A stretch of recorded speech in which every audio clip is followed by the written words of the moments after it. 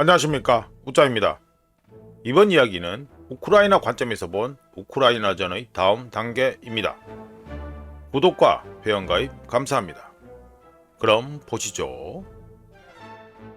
우크라이나전은 마치 군사 퍼레이드를 벌이는 것처럼 러시아 탱크와 장갑차가 우크라이나 영토로 진입하는 교과서적인 방식으로 시작되었습니다.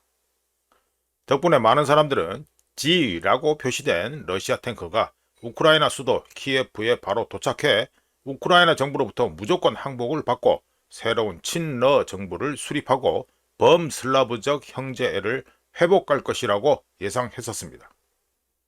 하지만 그런 일은 일어나지 않았으며 우크라이나전은 나토 회원국들이 백업하는 우크라이나와 벨라루스, 이란, 북한이 포함된 6개국의 소극적인 지원을 받는 러시아 간의 대리전으로 변질되었습니다.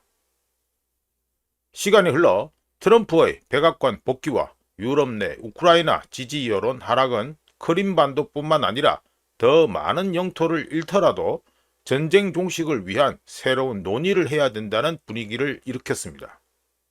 물론 우짜 기준에서는 자체 역동성이 이미 부여되었기 때문에 트럼프의 제안이 나오자마자 안 된다고 했고 실제로 그렇게 되었지만 말이죠.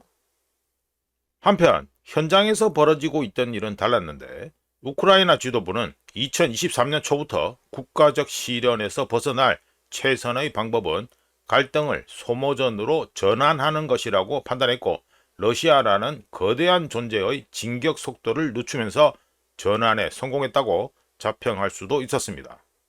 참고로 상식적으로 봤을 때 이해하기 힘든 소모전을 우크라이나 지도부가 벌인 이유는 첫 번째, 침략자가 방어하는 쪽만큼의 인내심을 갖지 못할 것이고 두 번째, 침략자가 끝없는 전쟁을 치르는 데 필요한 체력을 확보하지 못할 것이라는 역사적 경험에 바탕했다고 추측됩니다.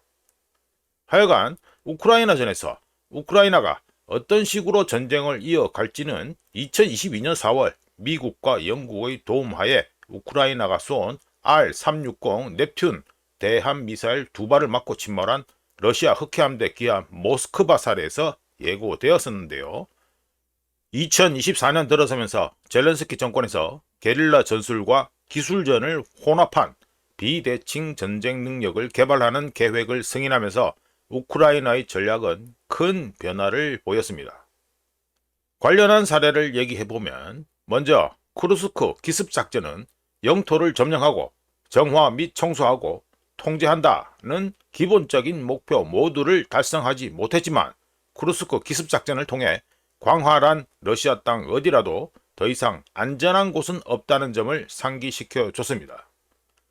그리고 우크라이나는 러시아제 S-300과 S-400을 포함해 우크라이나 전에서 없어서는 안 되는 다양한 종류의 드론에 사용되는 칩을 생산하며 생산되는 제품 중 90%를 러시아 국방부에 납품하는 러시아 브리안스크에 위치한 크렘니에니엘 공장을 2025년 4월 28일 드론으로 공격하면서 사전 예고를 한 후 러시아의 2차 세계대전 승전기념일 80주년 행사를 회방놓기 위해 2025년 5월 첫째 주 모스크바를 포함한 여러 곳에 대규모 드론 공격을 퍼부었는데 이것 역시 러시아 땅 어디라도 더 이상 안전하지 않다는 걸 상기시켜 줬습니다.